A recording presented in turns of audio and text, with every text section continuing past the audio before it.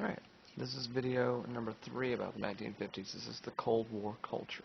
Alright, here we go. Let's get finished with the 1950s.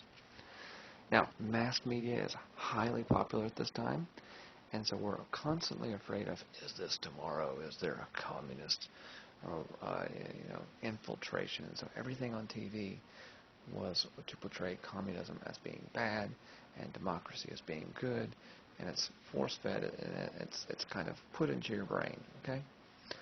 Mass media is any way that you're going to get a wide amount of information to a big number of people. At this time it was TV, radio still popular, and newspapers. Ours today is instantaneous mass media due to Twitter and things like that, and that's a dangerous thing. Snapchat, all those things, and that's a discussion for another day, alright? Now, mass media will be highly regulated and controlled through a group that's called the FCC, or Federal Communications Commission. If you're ever watching TV and they say, "You dirty son of..."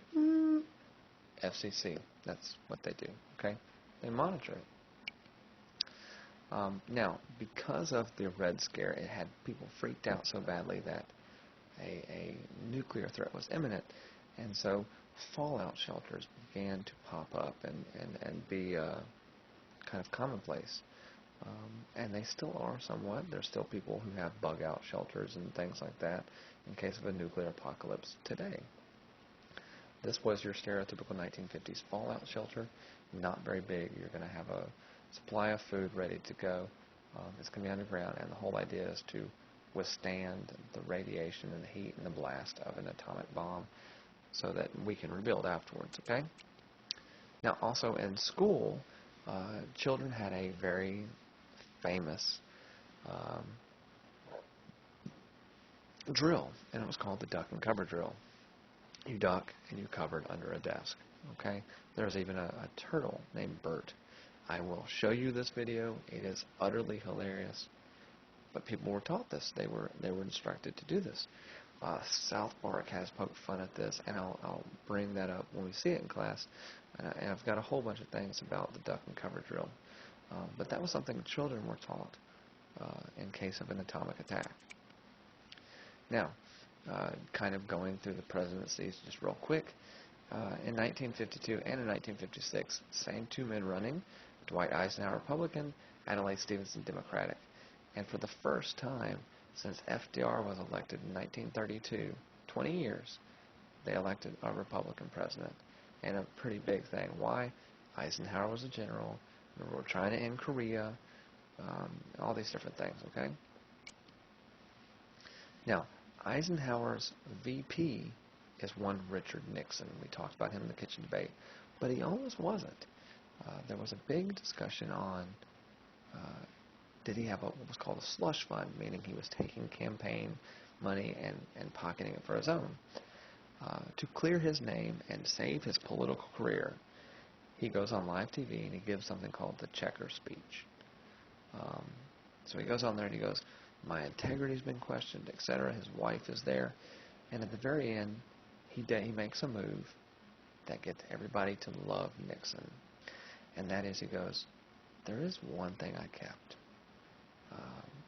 A time ago, Pat, his wife, had mentioned that his girls wanted a dog, and a man in Texas heard this, and there came a package to him, a crate, if you will, and inside the crate was a Cocker Spaniel puppy that the girls named Checkers, and he said, "I'm keeping the dog." And so there's people at home going, "I have a Cocker Spaniel puppy. I can't blame Nixon for that." But we should have learned. Had we, Watergate wouldn't have happened. Nixon kind of cut corners here and there, but this saves his political career and allows him to become president later on in 1968. Now, Eisenhower's policy is called middle of the road. Now, middle of the road describes his political beliefs. In other words, not too far left, not too far right. You like that? Thanks for following me. That's pretty fun. Eisenhower did not believe that government should aid businesses. He called this creeping socialism. So again, back to laissez-faire, going to let things incur and continued to work, okay? Now, as president, you're able to kind of put things in there. The Chief Justice of the time passes away, and a man named Earl Warren will become the Chief Justice of the Supreme Court. Majorly big deal because he's the most liberal Supreme Court justice we have ever had. And in the 1960s, I'm going to go through 14 of his massive court cases. You're going to have to know these. There's no way around it. So be ready. It's coming up. Now, lastly, in 1956, Eisenhower runs for re-election. Again, it's against Adlai Stevenson. And as you can see there, it was the general versus the egghead. All right? And so Eisenhower very easily wins re-election. Adlai Stevenson loses twice. It doesn't happen very often. And so that's about the end of the 1950s. The next 3 videos will deal with the 1960s, then the Warren court cases, and then lastly the protests in the 1960s. All right? Make sure you take the quiz.